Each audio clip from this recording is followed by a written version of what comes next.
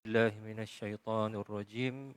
Bismillahirrahmanirrahim. Yang saya hormati, yang saya muliakan para tetamu Allah, para jemaah sekalian, begitu juga para penonton yang mengikuti kuliah online di Facebook Masjid Darul Ma'mur. Assalamualaikum warahmatullahi wabarakatuh.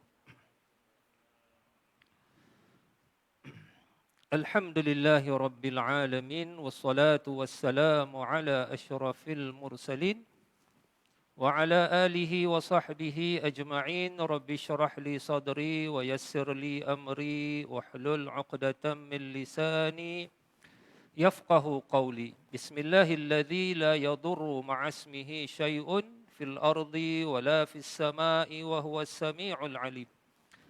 Allah بارك على سيدنا محمد طب القلوب ودوائها وعافية الأبدان وشفائها ونور الأبصار وضيائها وعلى آله وصحبه وبارك وسلم تسليما كثيرا.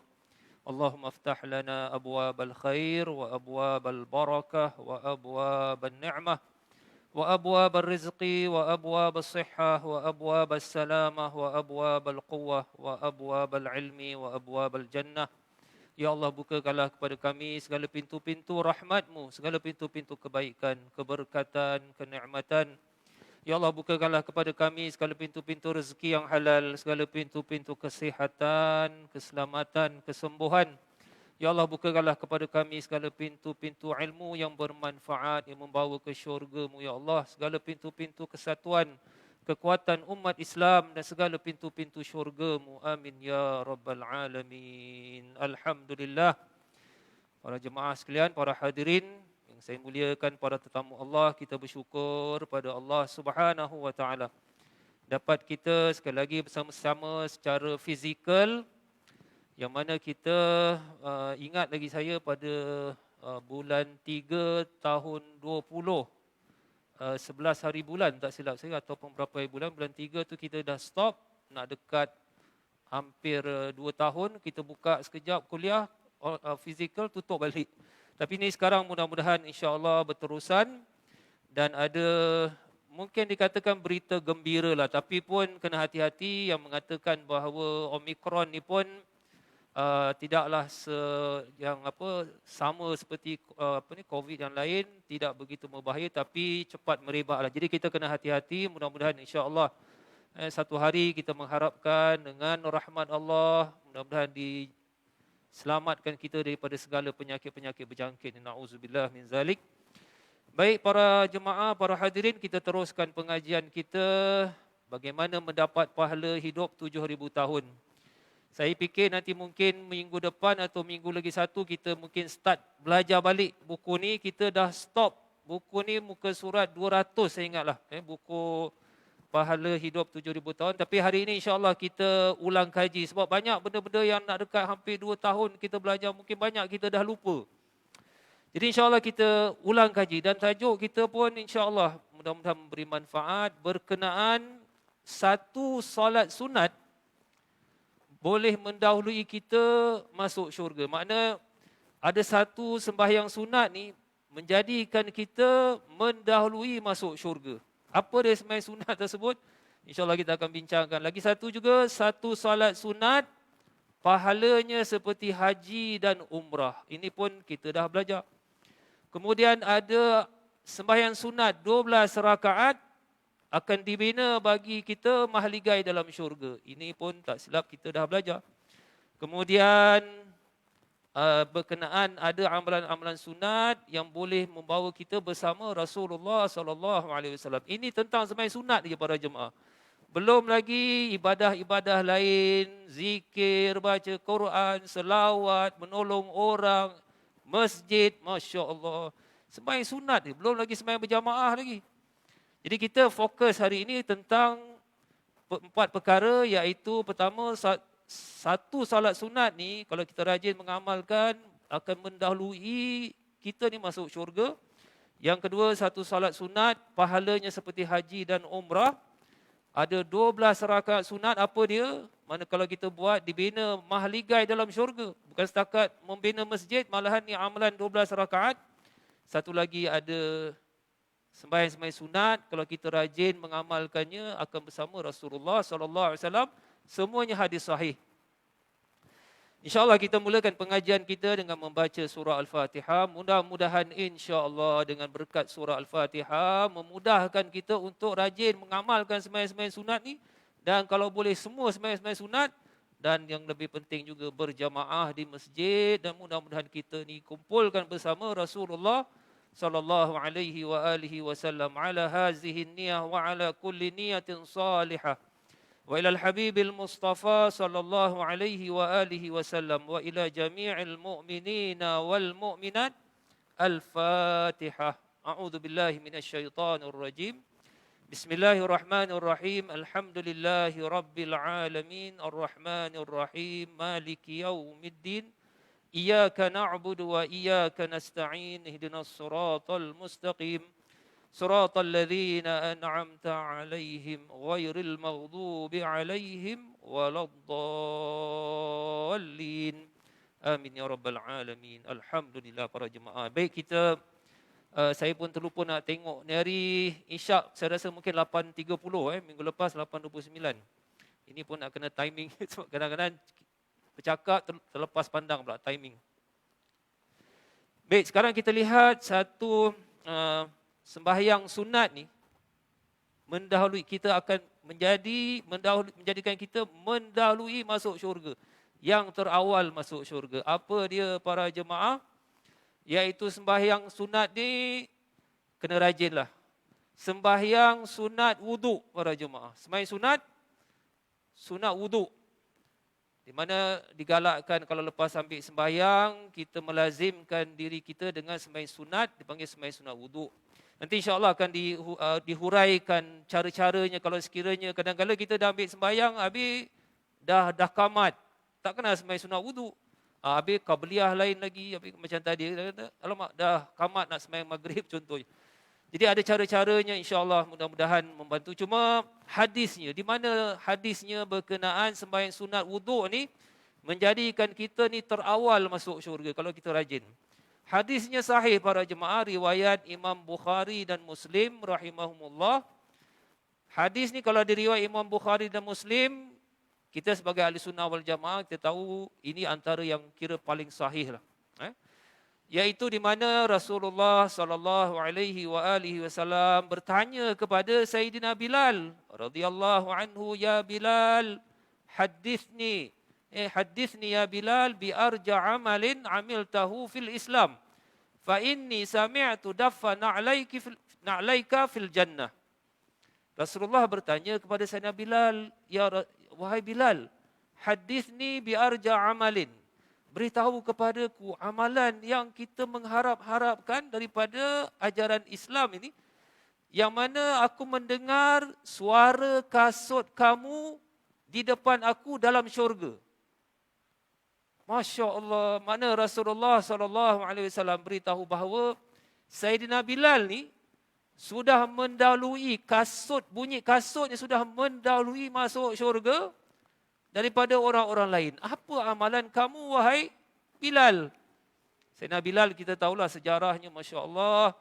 Kalau kita baca sejarah Sayyidina Bilal radhiyallahu anhu, antara orang yang paling cintakan Rasulullah. Sampai kan nak meninggal, boleh senyum.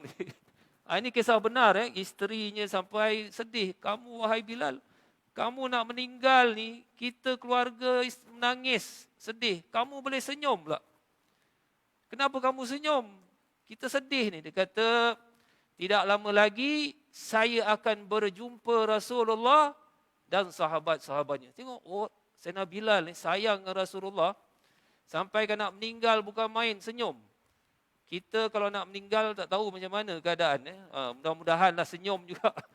Senyum orang beriman ni, bukan senyum nak cabut lari ke apa. Baik, balik semula pada hadis tadi. Jadi wahai Bilal, beritahu kamu amalan biarja amalin. Nabi sebut amalan yang mungkin kita umat Islam nak tahu. Apa amalan kamu ni? Sehingga aku mendengar bunyi kasut kamu di depan aku dalam syurga. Ini ada ulama menafsirkan ini mungkin ketika Isra Mi'raj. Ketika Rasulullah kan dibenarkan melihat syurga. Jadi Rasulullah ada perkara yang Nabi beritahu kepada sahabat-sahabat, ada yang perkara Nabi fokus beritahu kepada orang tertentu pasal macam Sayyidina Bilal, Nabi dengar. Tak beritahu orang dulu, nak tahu apa amalan Sayyidina Bilal. Ada yang mengatakan bahawa ini mungkin hari lain selain daripada Isra Mi'raj, di mana Rasulullah diizinkan secara umumlah dibukakan hijab melihat syurga. Wallahu alam, bila masa yang Rasulullah dengar ni bunyi kasut Sayyidina Bilal. Jadi yang menariknya para jemaah, para hadirin rahimakumullah, Sayyidina Bilal menjawab, ya Rasulullah, tidak ada amalan yang aku buat, melainkan ada satulah. Sayyidina Bilal mengaku bahawa dia melazimkan diri dia sembahyang sunat setiap kali lepas ambil sembahyang. Sayyidina Bilal ni melazimkan, maknanya dia buat disiplin untuk diri dia sendiri. Kalau dia ambil sembahyang, dia mesti akan sembahyang sunat. Jadi para ulama kita menyebut, Imam Nawawi menyebut bahawa niat tu usalli sunatal wuduk lah. Maknanya saya niat sembahyang sunat wuduk lillahi ta'ala. Ada pendapat kata tak payah niat wuduk pun tak apa. Lepas ambil sembahyang, usalli salat sunnah raka'atain lillahi ta'ala. Dah termasuk sunat wuduk juga. Jadi ini perkara yang saya nak bincangkan di sini para jemaah, bahawa pertama sekali hadis ini menunjukkan bahawa orang yang rajin sembahyang sunat wuduk, orang yang terawal masuk syurga. Sebab Rasulullah agak kagum mendengar kasut Sayyidina Bilal mendahului masuk syurga daripada orang lain. Apa amalan Sayyidina Bilal? Jadi Sayyidina Bilal beritahu dia rajin sembahyang sunat lepas berwuduk. Ini pertama. Yang kedua, antara faedah daripada hadis ini ialah Rasulullah boleh kenal bunyi kasut sahabat-sahabat. Kalau kita lah para jemaah, para hadirin masjid, jemaah Masjid Darul Makmur, kita boleh cam tak bunyi kasut members kita? Tak payah jauh-jauh. Pak Imam kita contohnya. Ni kasut siapa ni? Alamak, tak kenal lah. Sebab apa soalan ni? Sebab apa Rasulullah boleh kenal bunyi kasut sahabat-sahabat? Sebabnya Rasulullah ni sayangkan sahabat-sahabat ni macam anak sendiri. Saya kasih contoh para hadirin. Kita ni kalau sayang anak, sayang isteri ke isteri sayang suami, kadang-kadang bukan kata bunyi kasut kita boleh kenal, bau pun kita boleh kenal. Betul tak? Bunyi bau baju ni, ini baju mak kita contohnya, kita boleh kenal. Jadi macam anak kita balik sekolah contohnya, pukul 1 tengah hari, 2 tahun ni, bunyi kasut, anak kita dah balik bang. Bunyi kasut dah boleh kenal. Sebab sebagai seorang ibu, seorang ayah, kita dah biasa dengan bunyi dia, bau dia. Ini pun satu pengalaman saya juga, tapi saya keluar tajuk sikit lah. Ini pengalaman berkenaan bau ni. Saya pernah satu ketika, selepas arwah bapa saya meninggal lah. Saya ingat lagi, dalam beberapa hari tu, saya dah kat bilik lah.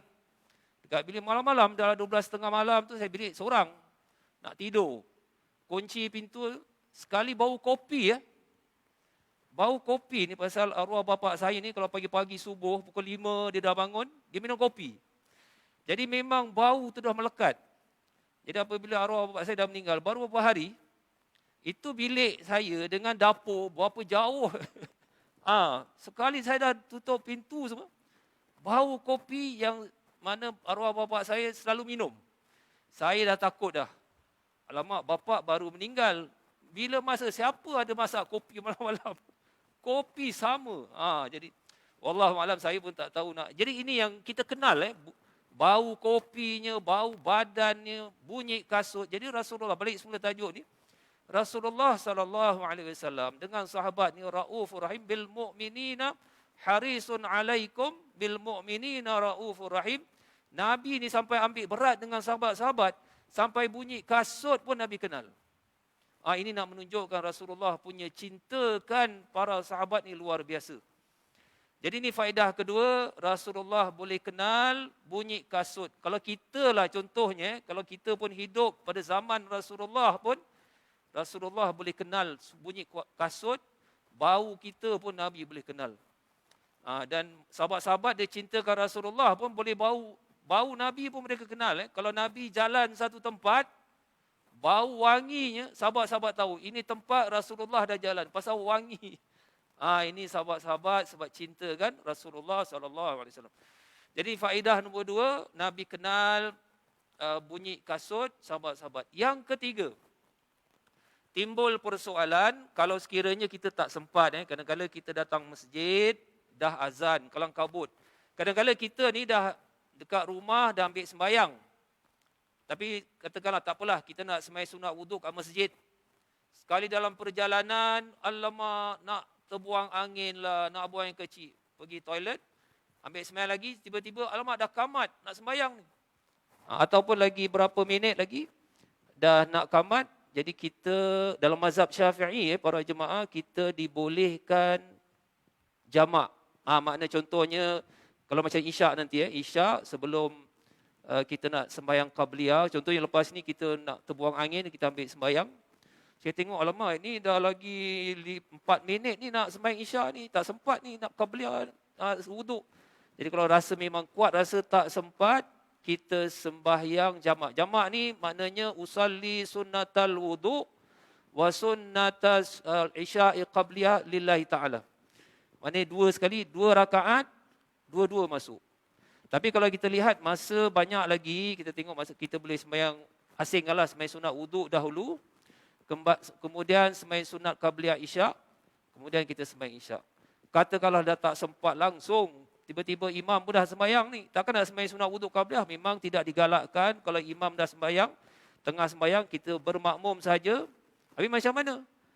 Para ulama menerangkan, insya-Allah yang sembahyang berjamaah tadi sudah termasuk sembahyang sunat wuduk, dan sebab kita dah terlewat. Jadi ini ada pendapat, wallahu alam bisawab. Jadi cubalah mana yang kita sempat. Tak semestinya sebelum sembahyang fardu. Kadang-kadang kita malam-malam, kita nak buang air kecil, malam-malam terbangun buang air kecil, kita ambil sembahyang, kemudian kita sembahyang sunat wuduk dan sembahyang sunat, apalah sunat mutlaqah, sembahyang sunat biasa-biasa pun insya-Allah, atau sembahyang tahajud lah. Kalau kita dah tertidur, bangun pukul 12 malam, dah boleh sembahyang sunat tahajud. Ada ulama kata pukul 10 malam pun dah boleh sembahyang tahajud, walaupun belum tidur. Ini khusus bagi mereka yang memang susah nak bangun malam. Yang bahasa jenis tidur saja, sadar-sadar pukul 6 pagi dah. Ini katanya pukul 10 malam, 11 malam pun sebelum tidur, boleh sembahyang tahajud bagi mereka yang memang susah bangun malam. Ini antara hadis yang jelas menunjukkan para jemaah, kalau boleh kita cubalah. Memang kadang-kadang macam saya mengajar ni pun, ada masa-masa saya pun terlupa juga. Dah ambil sembahyang qabliyah, alamak, sunat wuduk tak sembahyang lagi. Dah kamat ni imam.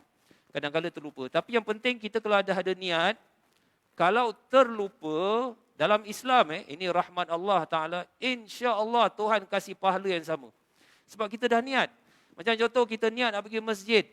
Tiba-tiba pula, alamak, perut tak sedap pula. Pergi toilet, tak boleh pergi masjid. InsyaAllah pahala pergi masjid. Walaupun tak boleh pergi masjid, pasal dah niat tadi. Sebab tu kita kalau ada niat tapi terlupa, insya-Allah Tuhan berikan pahala yang sama. Macam orang sakit para jemaah, orang yang dah biasa pergi masjid, tiba-tiba dia kena demam, tak boleh pergi masjid, pahala sama macam pergi masjid. Sebab dia kalau sihat dia bukan pergi masjid, tapi kerana tak sihat, maka Allah berikan dia 2 ganjaran, pahala sabar dan pahala pergi masjid juga. Jadi ini yang penting, ada niat dalam hati kita. Baik, ini pertama berkenaan sembahyang sunat yang mendahului masuk syurga, sembahyang sunat wuduk. Kita cuba mana yang kita mampu. Yang kedua, satu salat sunat ni pula pahalanya seperti haji dan umrah. Masya Allah.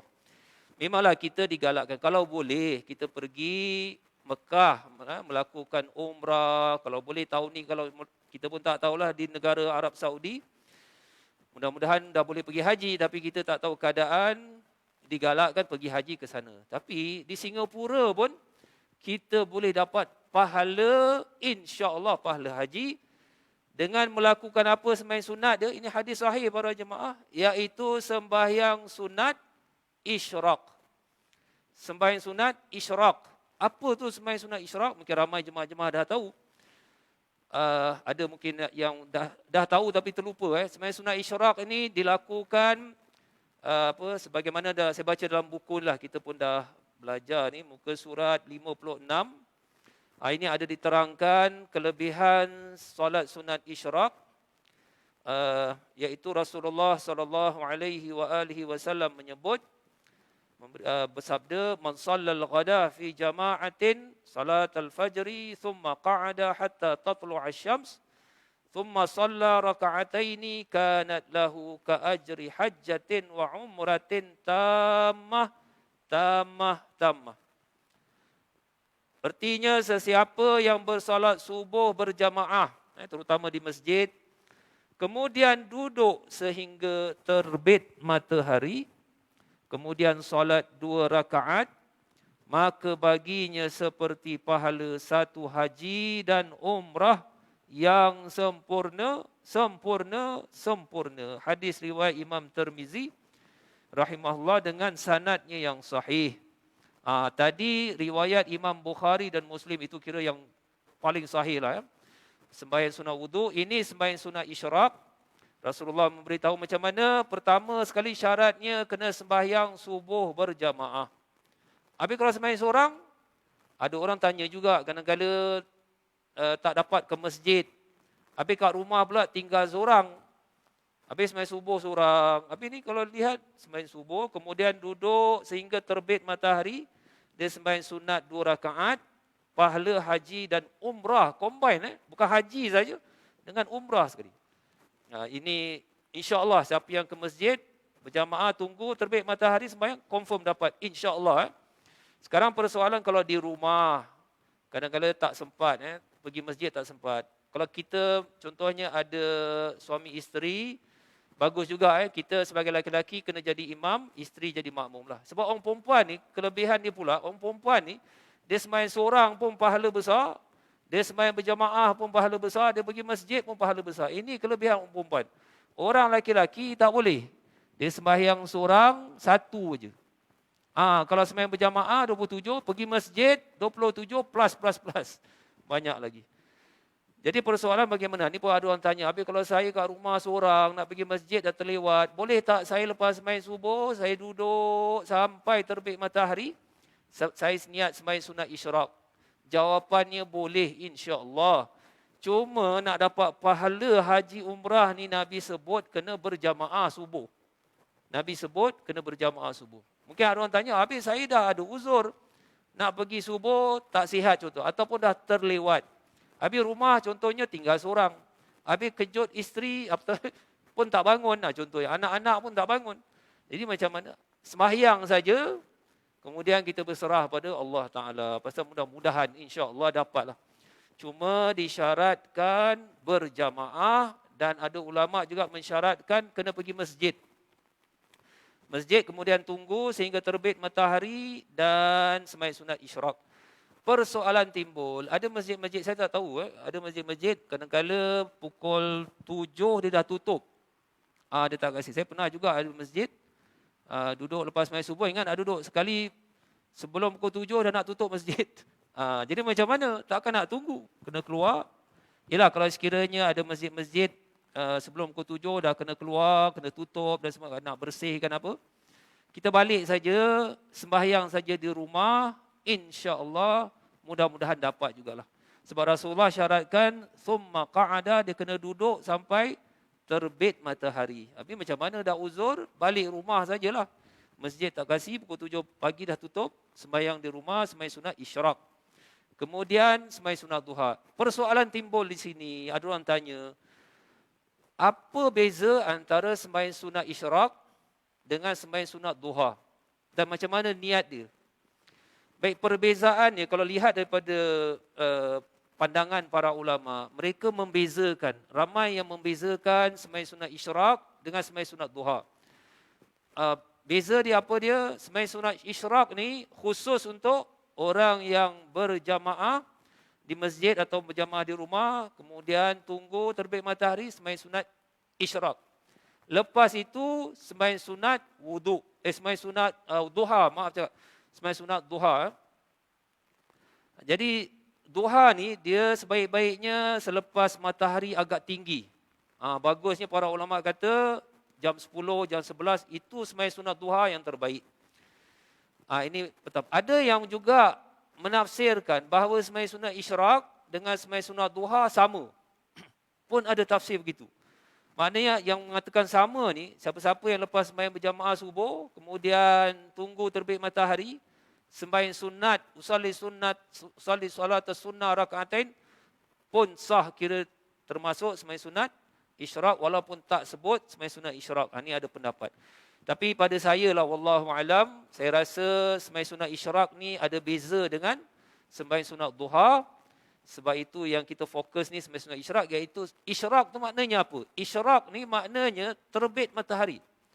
Sebab itu kita dalam jadual kalender tu tulis apa? Syuruk. Kan? Fajar, syuruk. Syuruk ni cakap Arab. Bukan suruk. Suruk ni makan. Syuruk. Kalau syarqun itu timur. Sebab timur ni terbit matahari. Jadi syarqun, syurukun, tempat naik matahari, terbit matahari. Jadi salatul isyraq ni salat apabila terbit matahari yang sudah tinggi dipanggil salat isyraq. Salat sunat duha, waktu duha ni iaitu waktu yang apabila matahari sudah tinggi.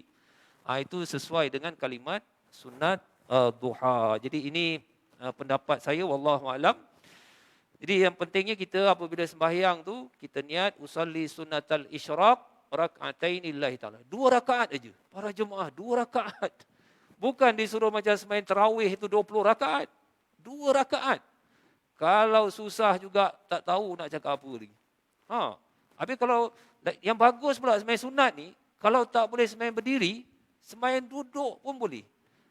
Bukan kata kalau tak boleh, kalau malas pun boleh sembahyang duduk. Sebab sembahyang sunat ni, dia bukan rukun berdiri. Sembahyang sunat, nak sembahyang duduk pun boleh. Cuma para ulama terangkan, sembahyang sunat ni kalau sembahyang duduk, walaupun dia boleh berdiri, pahala dapat separuh. Jadi kalau boleh, kalau kita sihat, walafiat, sembahyang sunat biar berdiri. Tapi kalau nak malas, tapi sembahyang wajib tak boleh. Sembahyang wajib kena berdiri. Melainkan kalau tak sihat, kaki tak sihat, ataupun memang diri tak sihat, mabuk, boleh sembahyang duduk. Ini beza sembahyang sunat dengan sembahyang wajib lah. Ini antara cara nak sembahyang isyraq. Baik, sekarang dia ada persoalan-persoalan. Ada kadang-kadang jemaah-jemaah tanya, saya pun dah tak ingat sangatlah. Jadi insyaAllah nanti kalau saya ingat, saya sebut. Jadi yang kedua tadi berkenaan sembahyang sunat isyraq, pahala seperti haji dan umrah. Mungkin ada orang persoalkan, kadang-kadang pun ada orang persoalkan, ini mungkin takkan pahala haji umrah, takkan dengan 2 rakaat. Jawapan kita, dia sebenarnya bukan sembahyang sunat tu sendiri. Dia kombinasi. Ini dia apabila dikombainkan semua ni, itu yang istilah kita ni macam meletup lah. Sebab dia perlu subuh berjamaah. Ini syarat pertama, subuh berjamaah. Ada ulama kata lagi, kena pergi masjid berjamaah. Ini satu. Kemudian kena tunggu. Syarat dia kena tunggu. Habis kalau ada orang, ni pun ada orang tanya. Habis kadang-kadang tengah tunggu nak terbit matahari, alamak, nak terkucil. Nak buang yang kecil pula, nak pergi toilet, nak buang yang besar. Habis macam mana? Dah masuk, ambil air sembahyang lagi, tunggu lagi. Dan ada orang tanya, habis kadang-kadang saya nak pergi kerja, nak buat siap. Jadi boleh tak saya sambil menunggu ni, saya siap sana, siapkan kopi, siap tu, siap serika baju, siap. Lepas tu saya sembahyang. Yalah, jawapan saya memang susah juga. Kalau sekiranya memang dah kalang kabut gitu, buat sajalah. Tapi jaminan pahala haji umrah, saya tak tahulah. Cuma insyaAllah dapat pahala besar di sisi Allah Subhanahu Wa Taala. Ini berkenaan sembahyang sunat isyraq. Dan apa lagi persoalan, insyaAllah nanti kalau saya ingat, saya sebutlah. Ini satu lagi tadi berkenaan haji dan umrah. Dia kata takkanlah pahala haji dan umrah. Mungkin maknanya seperti pahala. Wallahu alam, tapi Rasulullah menyebut kanat lahu ka ajri hajjah. Ini pun Nabi sebut baginya seperti pahala satu haji dan umrah. Ini maknanya ganjaran yang besar di sisi Allah Subhanahu Wa Taala. Jadi itulah saya terangkan tadi ya. Ada orang mungkin tak percaya ni hadis ini sahih. Saya dah terangkan kombinasi antara sembahyang subuh berjamaah, tunggu sampai terbit matahari, sembahyang sunat isyraq, insya-Allah mendapat pahala haji dan umrah. Jadi kalau ada yang ini ada sibuk sembahyang, kita buat saja, tapi wallahu alam pahala haji umrah saya kurang pastilah. Ini yang kedua para jemaah. Mudah-mudahan ini pun kalau kita dapat buat. Ini satu perkara yang kita kena ingatlah. Kita ni jemaah-jemaah Masjid Darul Makmur, kita lihat secara zahir ni macam biasa-biasa saja, members biasa. Alah, Pak Haji tu saya kenal, jemaah Masjid Darul Makmur. Alah, biasalah jumpa kat masjid. Kita zahir ni, kita nampak macam biasa. Tapi kita tak tahu ada jemaah-jemaah kita ni yang rajin sembahyang sunat kat rumah, kita tak tahu. Sebab itu nanti para hadirin, tuan-tuan begitu juga para penonton di rumah, jangan terperanjat. Nanti di hari akhirat, di padang mahsyar, kita akan terperanjat. Jemaah ni, jemaah Darul Makmur ni, kan kawan kita tu. Kita sentiasa berbual, kenapa dia masuk syurga awal? Kenapa kita masuk syurga lambat? Sebab ada jemaah-jemaah kita tak tahu, zahir kita jumpa kat masjid. Kat rumah sendiri lain. Dia mungkin ada amalan, dia rajin sembahyang sunat, isyraq, sembahyang sunat wuduk. Dan ini sembahyang yang mendahului orang lain masuk syurga. Jadi kita hari ini nampak zahir. Sebab itu Rasulullah memberitahu, orang yang paling orang yang paling mulia di sisi Allah Ta'ala, orang yang bertakwa. Orang yang bertakwa, dalaman kita tak kenal. Ada orang miskin, hina, tapi hati dia mulia. Jadi orang ni mulia di sisi Allah, tapi kalau kita pun jemaah masjid, hati kita sentiasa tak bagus, sentiasa dengki dengan orang, dah jadi tak bagus. Jadi benda ni tak nampak. Jadi sebab itu kita mengharapkan daripada doa-doa para jemaah di masjid, mudah-mudahan insya-Allah segala yang kita lakukan, kita beramal, mudah-mudahan mengangkat darjat kita. Sebab itu tadi saya doa sama-sama sebelum kuliah tu. Berdoa mudah-mudahan, saya tak tahu ada jemaah kita di Darul Makmur, insya-Allah ada di kalangan kita ni, pasti kalau dia angkat tangan, makbul di sisi Allah Ta'ala. Jadi apabila kita doa sama-sama, Allah, ya Allah, bukakanlah kepada kami segala pintu-pintu rahmat-Mu, segala. Amin, amin. Sekali ada kena di kalangan kita ni orang-orang saleh yang diangkat tangan saja makbul, kita semua dapat berkat dia. Ini yang tentang saya nak beritahulah, jangan terperanjat. Nanti di padang mahsyar kita akan lihat orang-orang yang kita kenal, tiba-tiba dia masuk syurga awal.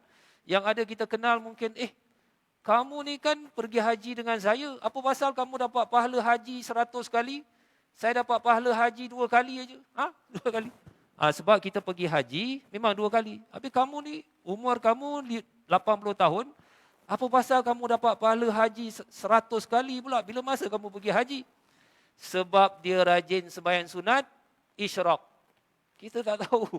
Jadi dia rajin sembahyang sunat isyraq, pahala di sisi Allah seperti haji 100 kali. Sebab banyak kali dia buat. Kita tak rajin, kita malas, jadi rugilah. Ini yang kita bincangkan. Jadi yang pertama sembahyang sunat wuduk, yang kedua sembahyang sunat isyraq. Baik, yang ketiga pula ada ni tadi sembahyang satu-satu sembahyang sunat wuduk satu, tapi kena lazimkan. Sembahyang sunat isyraq tak perlu dilazimkan. Kadang-kadang seminggu sekali pun insya-Allah dapat pahala haji umrah, 1 kali ajalah kalau seminggu sekali. Sekarang ni kita masuk tajuk berkenaan, dia ada 12 rakaat. Tadi 2 rakaat, ni sekarang 12 rakaat. Kalau kita rajin tiap-tiap hari buat, Allah akan bina bagi kita mahligai dalam syurga. Masya-Allah. Kita ni, saya kadang-kadang lihat hadis-hadis berkenaan Allah bina mahligai dalam syurga. Saya terbayangkan keadaan hidup Singapura ni lah. Berapa ramai orang yang berebut-rebut nak rumah kondo, dapat rumah kondo. Wah, bagus ni rumah kondo 3 bilik, 2 bilik. Harga nanti naik nanti. Nanti dah 1 juta, 2 juta dolar. Saya ingat dulu ada satu rumah kondo lah saya tengok dekat rumah itu jam Singapura tengah down ekonomi tahun berapa tu. Jadi harga rumah kondo semua jatuh. Saya tengok satu rumah kondo 3 bilik ke 4 bilik, besar jugalah. Harga jatuh $1 juta. Sekarang harga dia dah $2 juta. Hoi, melambung. Ini orang fikir pasal duit lah. Alamak, rugilah tak beli rumah. Alamak, rumah banglo dulu tengah murah, kenapa tak beli? Manusia, sebab tu kita ni berebut-rebut dengan hal keduniaan, rumah, banglo, villa tepi laut, kondo dan sebagainya. Pada saya lah, dulu kita nak juga. Tapi apabila saya fikir-fikirkan, ibarat kita ni macam inginkan sesuatu yang kecil. Sekangkang kera lah, kalau istilah saya. Rumah kita dah, sekarang rumah makin lama makin kecil. Makin jadi manusia berebut. Tapi ini kan mahligai. Kita tak tahu macam mana luasnya istana dalam syurga. Untuk kita tak tahu macam mana cantiknya, pemandangannya, dia punya bau dia punya. Wallahu alam, Nabi sebut syurga ni apa yang kita bayang pun tak sama. Jadi ini ada peluang di mana Rasulullah memberitahu kalau kita rajin setiap hari, kalau boleh lah, 12 rakaat sunat ni akan dibina mahligai dalam syurga. Apa dia sembahyang sunat 12 rakaat tu?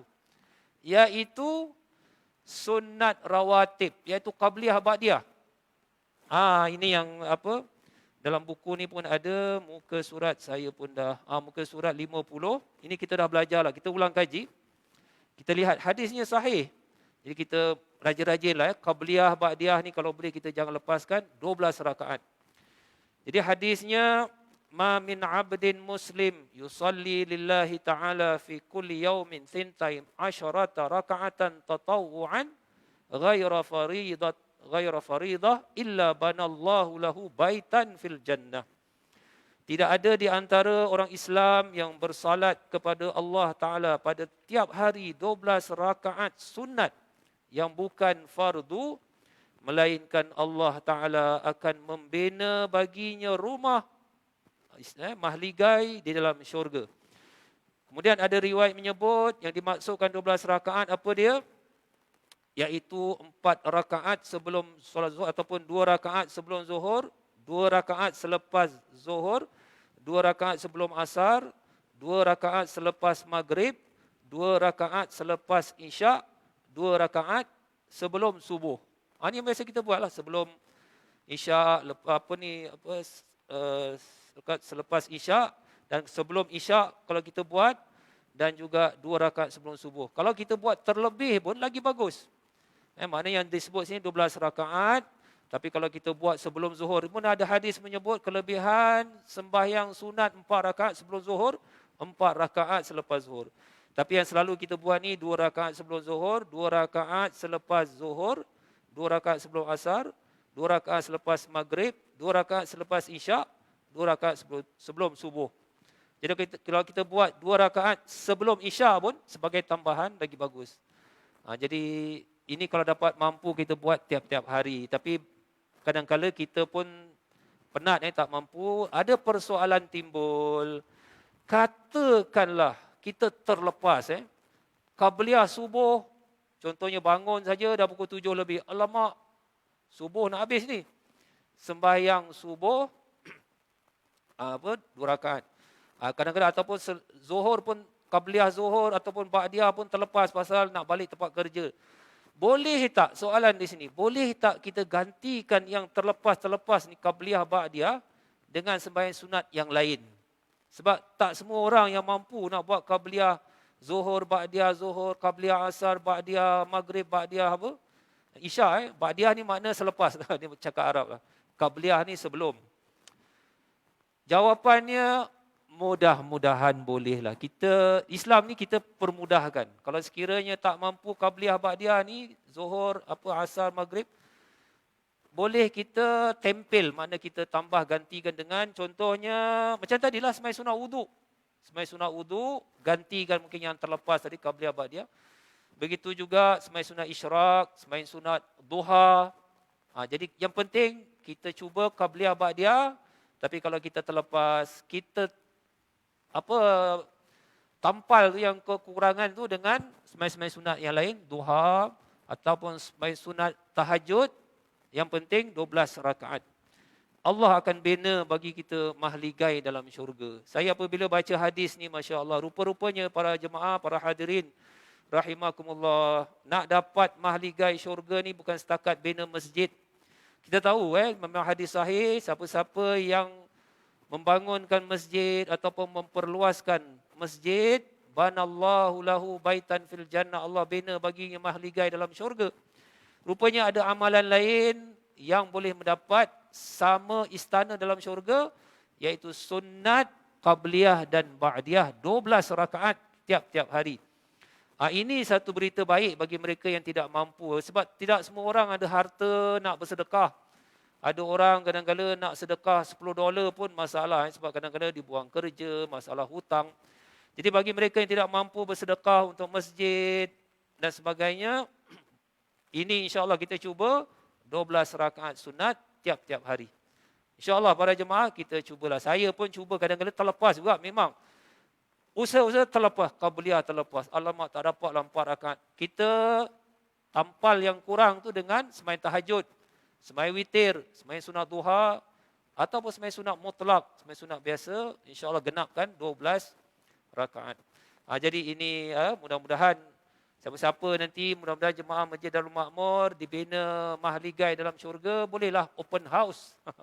Jemaah masjid kita ni. Mudah-mudahan yang lain-lain pun ada istana, tapi tak tahulah istananya macam mana. Dapat syurga, insya-Allah ada rumah. Cuma yang khusus di sini, rumah yang istimewa Allah bina bagi orang yang dapat mengamalkan amalan tertentu, insya-Allah. Ini yang ketiga, dan sedikit lagi ada 5 minit. Dan seterusnya. Jadi pertama tadi sembahyang sunat wudu. Yang kedua sembahyang sunat isyraq. Yang ketiga, ini banyak sikitlah, 12 rakaat Allah bina mahligai dalam syurga, insya-Allah.